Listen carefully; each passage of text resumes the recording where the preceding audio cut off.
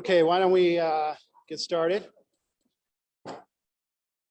Good afternoon, everyone. I want to thank you for coming here today. I obviously want to thank our members for being here. My name is Will Barkley, and I'm the minority leader of this in the State Assembly. We're here today to talk about our plan to introduce an impeachment resolution. And we're going to introduce this resolution because we believe the time has come. You know, in order to lead this great state as a governor, you need to have credibility and trust. You need to have credibility and trust. And unfortunately, we feel the governor has lost that and now has an inability to lead. And why is that? What happened? What happened? Well, there's been one bombshell after another. I don't think I've used the term bombshell, especially this weekend, anytime more in my life. It's been one bombshell after another. Let's go through them. We had the AG report. Came out saying that the governor was underreporting nursing home deaths by as much as 50%.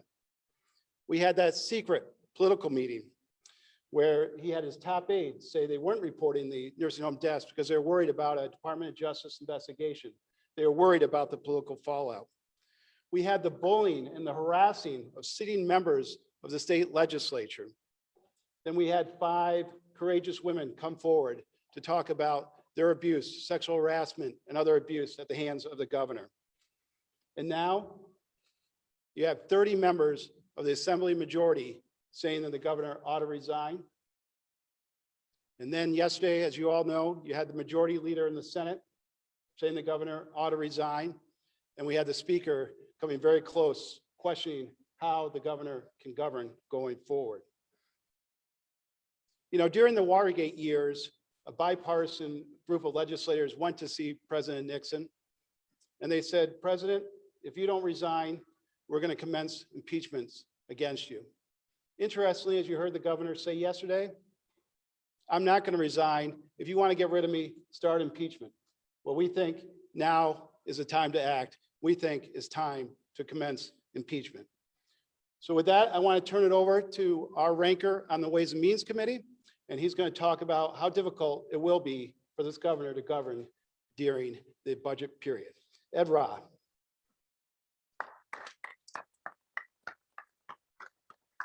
Thank you, Leader.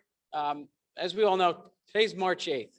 So in a little over 3 weeks, our state budget is due. And it's probably one of the most important state budgets we will ever adopt as we're trying to get vaccines out into our communities, trying to help our schools reopen, our businesses reopen, our economic recovery from this COVID-19 pandemic. And when you have the leadership in both houses and rank and file members on both sides of the aisle calling on the governor to resign, the leader is exactly right. It's about trust, and it's clear the trust is gone. And to negotiate a budget under those circumstances, to me, is impossible. And lastly, I want to say all of my colleagues here in Albany know this. Our executive is extremely powerful in the budget process. Well, we learned yesterday about the issues and potential cover-up of safety problems with the new Tappan Zee Bridge. We've had all the allegations, and certainly we should never forget about the nursing home issue. So the trust is gone, and to allow the governor to continue to wield that kind of power just can't happen and is not in the best interest of New Yorkers. Thank you.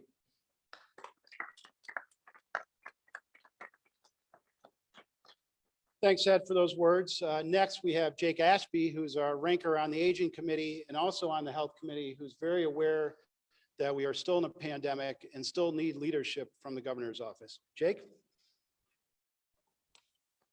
Well, thank you, Leader. You know, the accusations against Governor Cuomo are overwhelming in both number and severity. It is now abundantly clear that this governor can no longer lead our state. His abusive use of power has been evident, and the damage these abuses have caused have capsized his reputation and the public trust that comes with it. Each further day the governor spends in office threatens increased harm to our great state.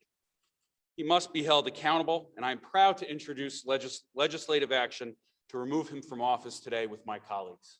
Thank you.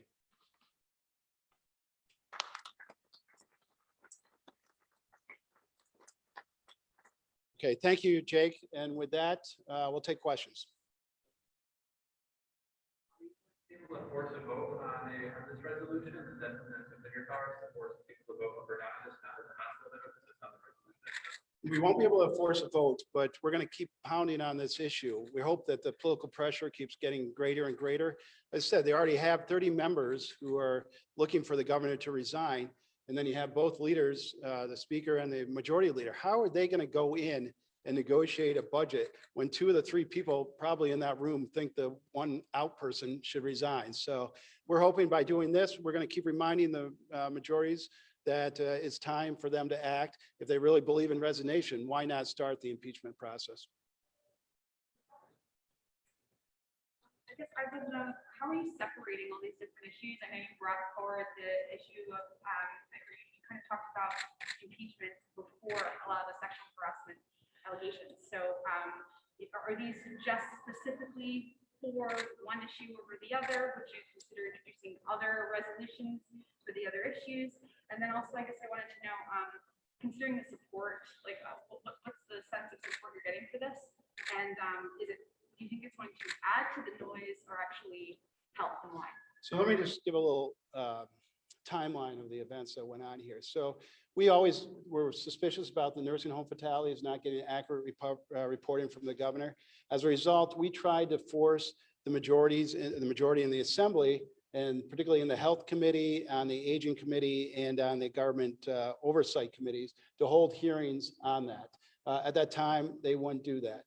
Then obviously as more bombshells hit, there's a word again, another bombshell, we thought, wow, some of these problems may rise to the level of an impeachable offense. So we called for an impeachment commission. And we just last week, we wanted to open, and originally that impeachment commission was looking at the cover up for the governor and whether, any crimes were committed, whether it was abuse of power, whether it was obstruction of justice. And then with all the more bombshells coming out about the sexual harassment and the hostile workplace that the governor's created, we said, well, we should open up that impeachment commission to also look at those misdeeds by the governor. All that, but after this weekend, it just became more and more apparent that regardless of how many hearings or investigations we have, the real problem now is the governor's lost so much credibility and trust that we don't feel like he can go forward and govern. So we want to move ahead, do this impeachment in the assembly, which, by the way, if we're successful, you need a simple minority vote. If we're successful, then the governor has to resign, and then it goes to the Senate to have a trial. So you kind of take the governor out of the equation for that. And we think that would be very helpful for New York State in governing on these big issues like the budget and the continuation of the pandemic. Majority this morning put out a statement basically hearing what the governor has said, that they want to wait for an investigation before moving forward. Can you respond to that as to why call for an immediate impeachment or resignation versus waiting out the AG's probe? So thanks, Dan. I don't see why it's mutually exclusive.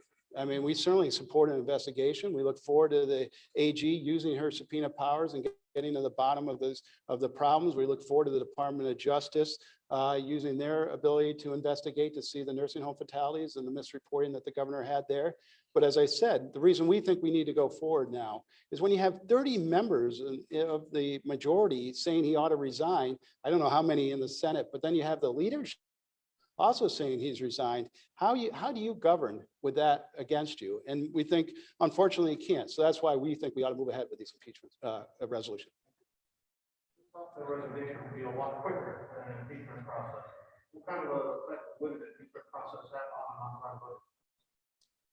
Well, in our minds, if we could pass these articles of impeachment fast, say we do it this week, then he would be forced to resign while the trial took place in the Senate. And they could put the trial off, presumably. I don't know what the dates are when they have to act. I think it's 60 days or more. So presumably they could do the trial after the budget. And then you could have someone like the lieutenant governor step in who doesn't have all this political baggage right now that the governor's trying to deal with. Well, that's what the Constitution has to say. I think she has some questions to answer for the administration, but right now she would be preferable to the current governor. What the governor did this prevention was real but what will this place look like a year from now? I think that's a great question. I think we will continue to push this because we think he's unable to govern.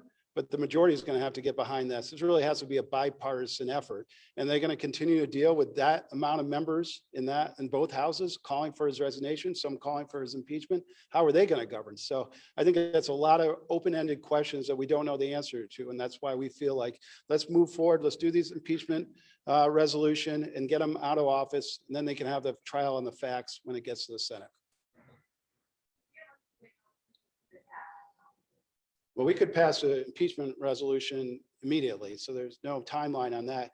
And then it goes to the Senate. I don't know offhand the constitutional requirements, but I think it has to be done within 60 days. By the way, we do an impeachment resolution, and then you have to come up with the articles of impeachment. Or actually, it's like a criminal complaint that at least sets forth, the problems that the governor's had, and then that goes to the Senate, and they try the case. But I think it has to be done in 60 days. But as I just repeat one more time, while that's taking place, the governor would not be acting as governor. The lieutenant governor would take over. Any other questions? Do you guys have questions? Yep, we do have a question. John Campbell. So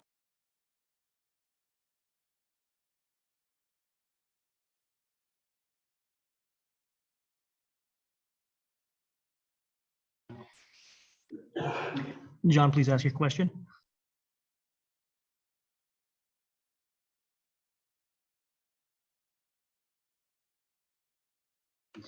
John, please unmute and ask your question.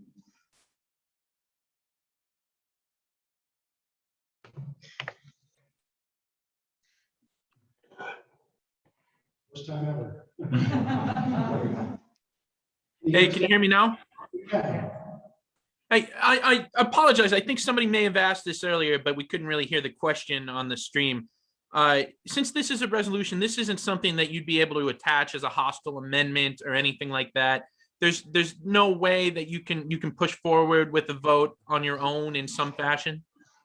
Yeah, it differs a little bit than what we try to do with the past paper where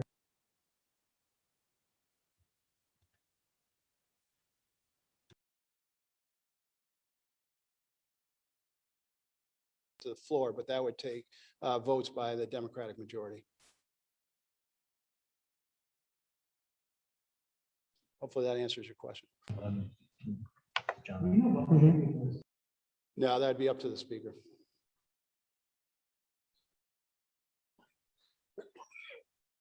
From WHEC in Rochester.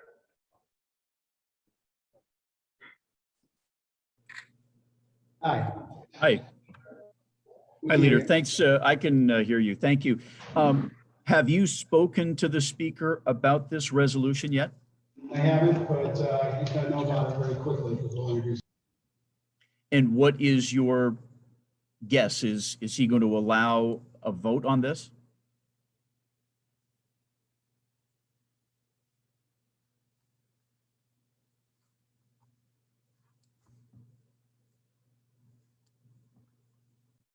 Impeached. So he's going to have to deal with that in his conference.